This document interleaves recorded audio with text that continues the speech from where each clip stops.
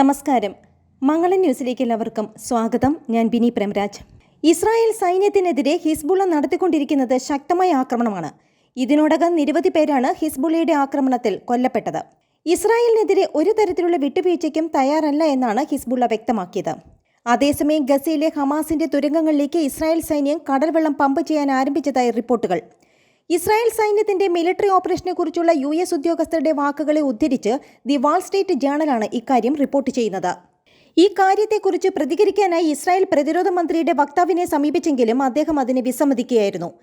Israel സൈന്യത്തിന്റെ ഈ നീക്കം ഗസയുടെ ശുദ്ധജല ലഭ്യതയെയും വിതരണത്തെയും സാരമായി ബാധിക്കുമെന്ന് ഇതിനോടകം തന്നെ മുന്നറിയിപ്പുകളും നൽകിയിട്ടുണ്ട്.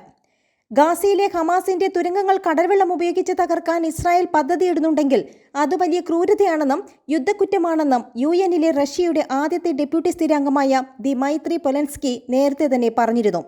UN സുരക്ഷാ കൗൺസിൽ യോഗത്തിനാണ് പൊലൻസ്കി തന്റെ നിലപാടും ആശങ്കയും അറിയിച്ചത്. ഇക്കഴിഞ്ഞ ദിവസങ്ങളിൽ ഇസ്രായേൽ വെള്ളപ്പൊക്കത്തിലൂടെ ഗസ മുനമ്പിലെ തുരങ്കങ്ങൾ കടൽവെള്ളം ഉപയോഗിച്ച് തകർക്കുവാൻ പദ്ധതിയിടുന്നതായ ഞെട്ടിക്കുന്ന വിവരങ്ങൾ പുറത്തു വന്നിരുന്നു. നിലവിൽ ലഭ്യമായ വിവരങ്ങൾ അനുസരിച്ച് കടൽവെള്ളം പമ്പ് ചെയ്യാൻ പൈപ്പുകളും പമ്പുകളും അടങ്ങിയ സിസ്റ്റം IDF സജ്ജീകരിച്ചിട്ടുണ്ട്. ഇപ്പോൾ US-ഉമായി അവർ വെള്ളപ്പൊക്കം സൃഷ്ടിക്കുന്നതിന്റെ സാധ്യതകൾ ചർച്ച ചെയ്യുന്നതായാണ് വിവരമെന്ന് പൊലൻസ്കി പറഞ്ഞു. കടൽവെള്ളം ഗസയിലെ കുടിവെള്ളം മലിനമാക്കുമെന്നും പ്രദേശം വാസയോഗ്യമല്ലാതാക്കുമെന്നും അദ്ദേഹം ചൂണ്ടിക്കാട്ടി. ഇസ്രായേൽ സേന ഗസയിൽ ആക്രമണങ്ങൾ പുനരാരംഭിച്ചതിന് പിന്നാലെ പാലസ്തീനിലെ സ്ഥിതിഗതികൾ കൂടുതൽ വഷളായ സാഹചര്യത്തിൽ ചൈന, റഷ്യ, UAE എന്നീ രാജ്യങ്ങൾ അടിയന്തര സെഷൻ നടത്താനായും ആവശ്യപ്പെട്ടിരുന്നു. നേരത്തെ അക്രമകാരികൾ പ്രളയത്തിൽ നശിച്ചുവെന്ന ഖുർആൻ വാക്യങ്ങൾ അടങ്ങിയ ലഘുലേഖകൾ ഇസ്രായേലി ഹെലികോപ്റ്ററുകൾ ഗസയിൽ വിതരണം ചെയ്തിരുന്നു. ഇതിന് പിന്നാലെയാണ് വെള്ളപ്പൊക്കത്തിലൂടെ ഗസയിലെ തുരങ്കങ്ങൾ നശിപ്പിക്കുവാൻ ഇസ്രായേൽ പദ്ധതിയിടുന്നതായി ചർച്ചകൾ വ്യാപകമായത്. അതേസമയം വീടുകളും കെട്ടിടങ്ങളും മുച്ചൂട് നശിപ്പിച്ച ഇസ്രായേൽ കുടിലതയ്ക്കിടെ ഗസയിൽ 8000 പേരെ കാണാതായതായി Gaza civil defence supply director Muhammad al Mughair അറിയിച്ചു. കാണാതായവരിൽ ഭൂരിഭാഗവും ഇസ്രായേൽ ആക്രമണത്തിൽ തകർന്ന കെട്ടിടാവശിഷ്ടങ്ങൾക്കിടയിൽ കുടുങ്ങിക്കിടക്കുന്നതായാണ് കരുതുന്നുവെന്ന് അദ്ദേഹം പറഞ്ഞു. ഗസയുടെ വടക്കൻ തെക്കൻ മേഖലകളിലാണ് ഏറ്റവും കൂടുതൽ ആളുകളെ കാണാതായതെന്ന് അൽ ജസീറയ്ക്ക് നൽകിയ അഭിമുഖത്തിൽ അൽ മുഗേർ പറഞ്ഞു. ജീവൻ രക്ഷിക്കാൻ സിവിൽ ഡിഫൻസിന് ആവശ്യത്തിനുള്ള വാഹനങ്ങൾ ഇല്ലെന്നും ഇസ്രായേൽ ആക്രമണത്തിൽ നിരവധി തങ്ങളുടെ വാഹനങ്ങളാണ് തകർന്നതെന്നും അദ്ദേഹം പറഞ്ഞു. കുടിയൊഴിപ്പിക്കപ്പെട്ട 19 ലക്ഷം പേർ തിങ്ങി താമസിക്കുന്ന തെക്കൻ ഗസയിലെ അഭയാർത്ഥി കേന്ദ്രങ്ങളിൽ മഞ്ഞപ്പിത്തമടക്കമുള്ള പകർച്ചവ്യാധിയും മഴയും ദുരിതം വർദ്ധിപ്പിക്കുന്നുണ്ടെന്നും അൽ മുഗർ പറഞ്ഞു. ഇവിടെ 3,60,000 പേർക്ക് വിവിധ സാംക്രമിക രോഗങ്ങൾ കണ്ടെത്തിയതായി പാലസ്തീൻ ആരോഗ്യ മന്ത്രാലയം റിപ്പോർട്ട് ചെയ്തു. ഗസയിൽ മെനിഞ്ചൈറ്റിസ്, ചിക്കൻ ബോക്സ്, മഞ്ഞപ്പിത്തം, ശ്വാസകോശ അണുബാധ എന്നിവ റിപ്പോർട്ട് ചെയ്തിട്ടുണ്ടെന്ന് UN officer four coordination of humanitarian affairs report ചെയ്തു. ഗസയിലെ 36 ആശുപത്രികളിൽ 11 മാത്രമാണ് ഭാഗികമായെങ്കിലും പ്രവർത്തിക്കുന്നത്. ഇവിടെ സേവനങ്ങൾ പരിമിതമാണെങ്കിലും പുതിയ രോഗികളെ പ്രവേശിപ്പിക്കുന്നുണ്ട്. ഗസയുടെ വടക്ക് ഭാഗത്ത് ഒരേയൊരു ആശുപത്രി മാത്രമേ പ്രവർത്തിക്കുന്നുള്ളൂ. അതും ഭാഗികമായാണ് പ്രവർത്തനമെന്ന് ലോകാരോഗ്യ സംഘടന അറിയിച്ചു. ആശുപത്രികൾക്ക് ഉൾക്കൊള്ളാനാകുന്നതിന്റെ ഇരട്ടിയിലേറെയാണ് രോഗികളുടെ എണ്ണം. ഇൻപേഷ്യന്റ് വിഭാഗത്തിൽ 206%, തീവ്രപരിചരണ വിഭാഗങ്ങളിൽ 250% അധികം രോഗികൾ ചികിത്സയ്ക്കുണ്ടെന്ന് ആരോഗ്യ മന്ത്രാലയം റിപ്പോർട്ട് ചെയ്തു. വടക്കൻ ഗസയിലെ കമാൽ അദ്വാൻ ആശുപത്രി ചൊവ്വാഴ്ച ഇസ്രായേൽ സൈന്യം കൈയടക്കി. ആശുപത്രി ഡയറക്ടറെയും 70 മെഡിക്കൽ സ്റ്റാഫിനെയും പിടിച്ചുകൊണ്ടുപോയ ഇസ്രായേൽ അധിനിവേശ സേന അവരെ അജ്ഞാത സ്ഥലത്തേക്ക് മാറ്റി. തിങ്കൾ, ചൊവ്വ ദിവസങ്ങളിൽ ഖാൻ യൂനിസിലെ നാസർ, അൽ അമാൽ ആശുപത്രികൾക്ക് സമീപം ഇസ്രായേൽ ബോംബാക്രമണം നടത്തിയിരുന്നു. അതേസമയം ബന്ദികളെ നിരുപാധികം മോചിപ്പിക്കുവാനും ആവശ്യപ്പെടുന്ന UN ജനറൽ അസംബ്ലിയിലെ കരട് പ്രമേയത്തിന് അനുകൂലമായി ഇന്ത്യ വോട്ട് ചെയ്തു.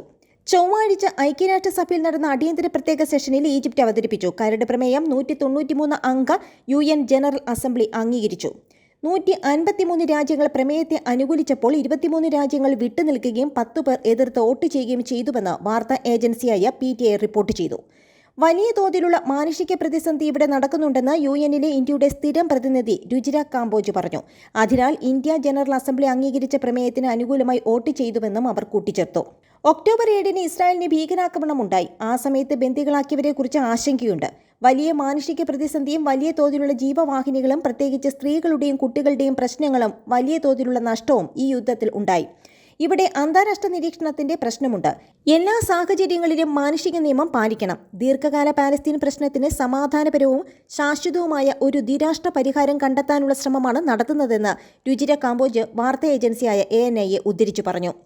ശരിയായ സന്തുലിതാവസ്ഥ കൈവരിക്കുക എന്നതാണ് വെല്ലുവിളിയെന്നും അവർ പറഞ്ഞു. അന്താരാഷ്ട്ര സമൂഹം അഭിമുഖീകരിക്കുന്ന പ്രശ്നങ്ങളുടെ സങ്കീർണതയും ഐക്യരാഷ്ട്രസഭയുടെ ചാർട്ടറിന്റെ ആർട്ടിക്കിൾ 99 ഉദ്ധരിച്ചുകൊണ്ട് രുചിര കാമ്പോജ് വ്യക്തമാക്കി. അതിനാൽ ഞങ്ങൾ ഈ പ്രമേയത്തെ സ്വാഗതം ചെയ്യുന്നു. ഗാസ ഇപ്പോൾ അഭിമുഖീകരിക്കുന്ന ഒന്നിലധികം വെല്ലുവിളികളുടെ ഒരു പൊതു അടിത്തറ കണ്ടെത്തുക എന്നതാണ് അന്താരാഷ്ട്ര സമൂഹത്തിന്റെ ഇപ്പോഴത്തെ ഉത്തരവാദിത്വമെന്നും അവർ കൂട്ടിച്ചേർത്തു. അതേസമയം ഗസ മുൻപിൽ കരയുദ്ധം ശക്തിപ്പെടുത്തിയ ഇസ്രായേലിന് ഹമാസിന്റെ ചെറുത്തുനിൽപ്പിന് മുന്നിൽ കൂടുതൽ സൈനികരെ നഷ്ടമാകുന്നുവെന്ന് ഇസ്രായേൽ മാധ്യമങ്ങൾ. ഇതുവരെയായി ഉയർന്ന ഓഫീസർമാരടക്കം 435 സൈനികർ കൊല്ലപ്പെട്ടെന്ന് ഇസ്രായേൽ ബ്രോഡ്കാസ്റ്റിംഗ് കോർപ്പറേഷൻ വെളിപ്പെടുത്തി. എന്നാൽ ഓഫീസർമാരും സൈനികരും ഉൾപ്പെടെ 111 പേർ കരയുദ്ധത്തിൽ കൊല്ലപ്പെട്ടതായാണ് ഇസ്രായേലിന്റെ ഔദ്യോഗിക അറിയിപ്പ്. 20 സൈനികർ സഹപ്രവർത്തകരുടെ തന്നെ സൗഹൃദ വെടിവെപ്പിൽ കൊല്ലപ്പെട്ടതായി ഇസ്രായേൽ സൈന്യം ചൊവ്വാഴ്ച അറിയിച്ചു. കരയുദ്ധം ഇസ്രായേൽ സേനയ്ക്ക് സങ്കീർണമായി തീരുന്നതായും ഹമാസ് പോരാളികളുടെ മിന്നലാക്രമണങ്ങൾ പ്രതിരോധിക്കുവാൻ അവർ പ്രയാസപ്പെടുന്നതായും നേരത്തെ റിപ്പോർട്ടുകൾ ഉണ്ടായിരുന്നു. അതിനിടയിലാണ് സൗഹൃദ വെടിയുടെ വിശദീകരണവുമായി ഇന്നലെ സേനാ വക്താവ് രംഗത്ത് വന്നത്. ഇസ്രായേൽ സൈന്യത്തിന്റെ കണക്ക് പ്രകാരം കരയുദ്ധത്തിൽ കൊല്ലപ്പെട്ട സൈനികരുടെ 5-1 ആൾമാറിയ സൗഹൃദ വെടിവെപ്പിലാണ് കൊല്ലപ്പെട്ടത്. പാലസ്തീൻ പോരാളികളാണെന്ന് തെറ്റിദ്ധരിച്ച് നടത്തിയ വെടിവെപ്പിൽ 13 സൈനികർ കൊല്ലപ്പെട്ടതായി ഇസ്രായേൽ ആർമി റേഡിയോ പറഞ്ഞു. ലക്ഷ്യം തെറ്റിയുള്ള വെടിയേറ്റാണ് ഒരു സൈനികൻ മരിച്ചത്. ടാങ്ക് ദേഹത്ത് കയറി 2 പേരും മരിച്ചു. ഒരു ടാങ്കിന്റെ പിന്നിൽ മെഷീൻ ഗണ്ണിൽ നിന്നുള്ള ബുള്ളറ്റ് പതിച്ച് 2 പേരും സൈനികായുധങ്ങളിൽ നിന്നുള്ള അവശിഷ്ടങ്ങൾ പതിച്ച് 2 പേരും കൊല്ലപ്പെട്ടു. കരയുദ്ധത്തിൽ പങ്കെടുക്കുന്ന സൈനികരുടെ എണ്ണ കൂടുതൽ, പോരാട്ടത്തിന്റെ ദൈർഘ്യവും സ്വഭാവവും, ക്ഷീണം, പ്രവർത്തന അച്ചടക്കമില്ലായ്മ, ഏകോപനമില്ലായ്മ എന്നിവ ഉൾപ്പെടെ വിവിധ കാരണങ്ങളാണ് സൈനികരുടെ മരണസംഖ്യയ്ക്ക് പ്രധാന കാരണമെന്ന് ഇസ്രായേലി സൈന്യം പറയുന്നു. നന്ദി, നമസ്കാരം.